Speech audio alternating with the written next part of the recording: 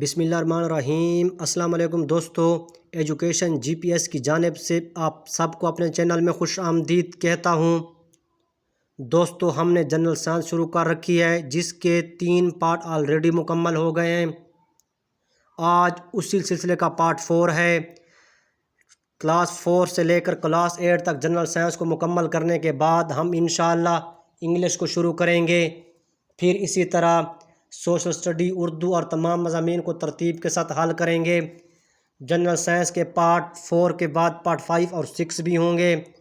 Video شروع کرنے سے پہلے میری ان تمام دوستوں سے ریکویسٹ ہے جن دوستوں نے ابھی تک چینل کو سبسکرائب نہیں کیا وہ تمام دوست چینل کو سبسکرائب کر دیں اور ساتھ بیل آئیکن کے بٹن کو بھی دبا دیں تاکہ آنے والی ہر نئی ویڈیو کا نوٹیفیکیشن آپ لوگوں کو ملتا رہے۔ تو شروع کرتے ہیں جنرل سائنس کا part 4۔ The cat belongs to which group? بلی کس گروہ سے تعلق رکھتی ہے؟ ایمفیبینز، be reptiles, C birds, D mammals. تو اس کا صحیح جواب ہے میملز۔ تو چلتے ہیں اپنے کویسچن نمبر 2 کی طرف۔ A fish ریسپائرز through which آرگان؟ مچھلی کس آرگان کی وجہ سے سانس لیتی ہے؟ اے gills, be lungs, C year socks, D سکن۔ تو اس کا صحیح جواب ہے گلز۔ تو چلتے ہیں اپنے کویسچن نمبر 3 کی طرف۔ What is the number of کوٹیلیڈنز in a gram sad?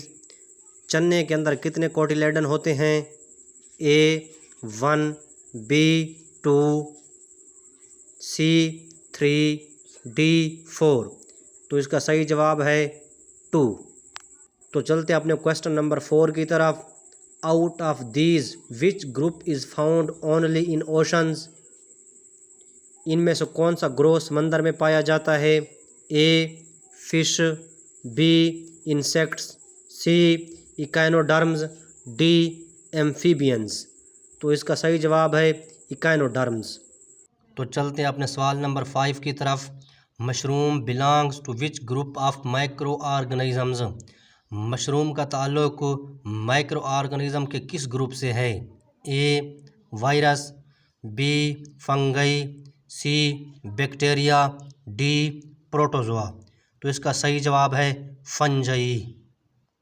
تو چلتے ہیں اپنے سوال نمبر 6 کی طرف۔ What is cause of the polio disease? Polio کی بیماری کس وجہ سے ہوتی ہے؟ اے وارمز، be فنجئی، C virus, D bacteria. تو اس کا صحیح جواب ہے وائرس۔ تو چلتے ہیں اپنے کویسچن نمبر 7 کی طرف۔ پینیسیلیم is an example of which group? A protozoa, be فنگئی، C bacteria, D virus. تو اس کا صحیح جواب ہے فنگئی۔ تو چلتے ہیں اپنے سوال نمبر 8 کی طرف۔ The food is contaminated due to the presence in the environment? خوراک ماحول میں کس وجہ سے خراب ہوتی ہے؟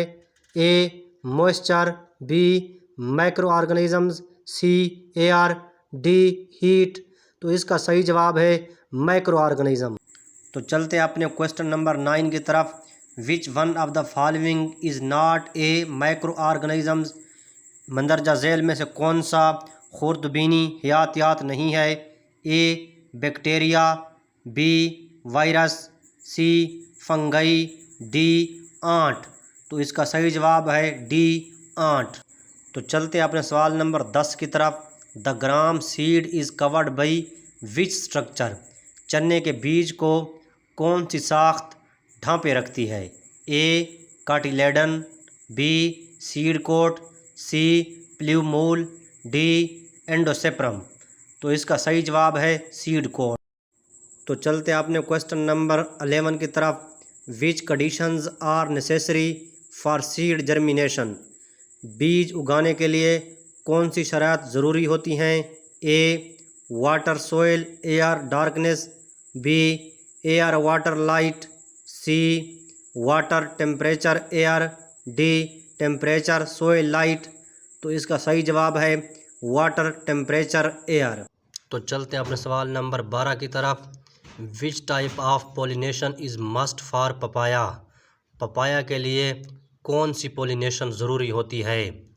A self pollination, be cross pollination, see both type of pollination, D none of these. تو اس کا صحیح جواب ہے کراس پولینیشن۔ پپایا کے لیے کراس پولینیشن ہوتی ہے۔ تو چلتے ہیں اپنے سوال نمبر 13 کی طرف۔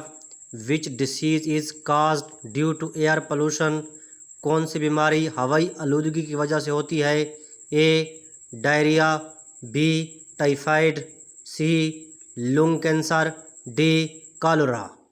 تو اس کا صحیح جواب ہے سی لنگ کینسر۔ یہ بیماری ہوائی آلودگی کی وجہ سے ہوتی ہے۔